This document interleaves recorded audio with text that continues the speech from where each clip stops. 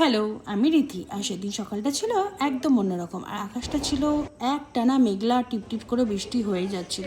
তো টুঙ্কাই মালদা থেকে আসার আগে থেকেই বলছিল, রীতি তুই আর আমি কোথাও ঘুরতে যাই আর না যাই, আমরা বড় মা দর্শন করতে যাবই।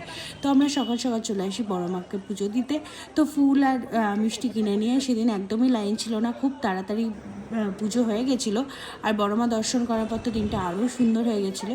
তো তারপরেও বাড়ির জন্য বড়মার কিছু ফটো কিনে নেয়। তারপরে স্টেশনের কাছে একটা মিষ্টির দোকান আছে, ওখানে চলে আসি আমরা লুচি আর ডাল খেতে।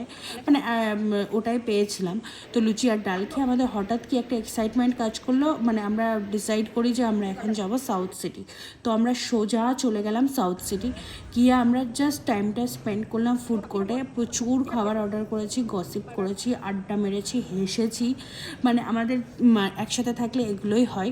তো বেশ দিনটা ভালোই গেছে। বিকেলবেলায় যখন ফিরছিলাম মনে হচ্ছিল এই দিনগুলোই না একটা টাইমের পর মিস করব, কে কোথায় থাকবো কোনো কিছু ঠিক নেই। এইভাবেই একটা সুন্দর দিন কাটিয়ে ফেললাম।